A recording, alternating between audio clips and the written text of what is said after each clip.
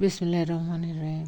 যে পুরুষ একটি নারীকে বুঝতে পারে, সে পৃথিবীর যে কোনো জিনিস বুঝতে পারার গৌরব করতে পারে। পুরুষের সর্বশেষ স্কুল হলো তার বউ।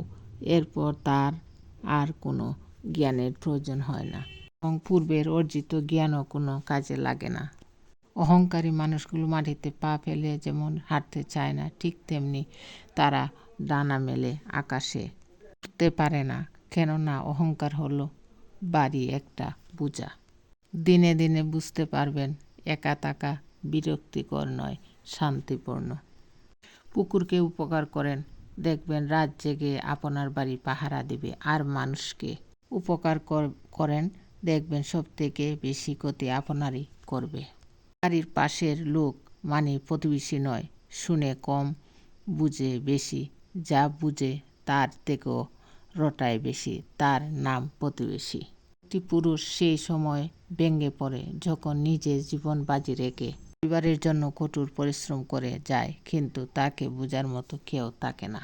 ভালো কথা খুঁজে না পেলে চুপ থেকো, খারাপ কথা বলার জন্য কেউ কোনোদিন নোবেল পায়নি, এমনকি চুপ থাকার অপরাধে কারো কখনো ফাঁসি হয়নি।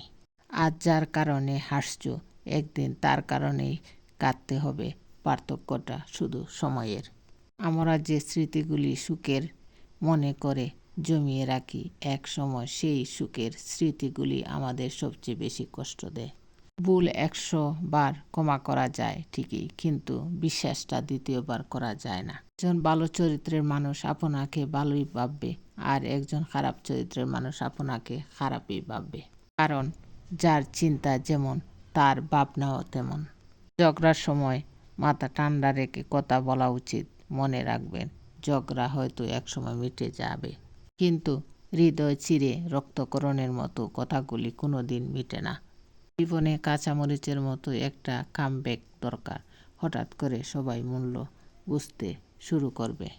রাগের মাথায় স্ত্রীকে কখনো বলবেন না, বাড়ি থেকে বেরিয়ে যাও।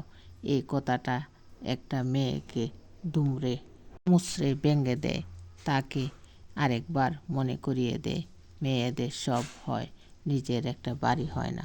কিছু মানুষ কখনো ভেবেই দেখে না তাদের আচরণে অপর মানুষরা কতটা কষ্ট পেয়েছে, তারা শুধু নিজের প্রয়োজনটাই বুঝে। কাউকে জবাব দেবার আগে 1 মিনিট সময় নিন, দেখবেন হয় জবাবটা বদলে গেছে, অথবা তার জবাব দিতে সে করবে না। আমরা প্রতিটি কথার পিঠে কথায় জিততে চাই, এটা ভুল চিন্তা। জবাব দেওয়ার চেয়ে জবাব না দেওয়াটা অনেক বেশি শক্তিশালী। মেয়েরা পুরুষের হৃদয় এক নিমেষেই ছিনে নিতে পারে, এটি বিধাতার দেয়া শক্তি। অথচ আশ্চর্যের ব্যাপার, ওরা নিজেদের হৃদয় নিজেদের চিনতে পারে না। ভালোবাসাটা খুবই জরুরি। সব কিছুর অভাব সহ্য করা যায়, কিন্তু ভালোবাসার অভাব সহ্য করা যায় না। সে মুখে কিছু আঘাতের বিচার উপরওয়ালার হাতে ছেড়ে দিতে হয়। যদি তুমি দ্রুত হাঁটতে চাও তাহলে একা হাঁটো, কিন্তু যদি অনেক দূর যেতে চাও তাহলে একত্রে হাঁটো।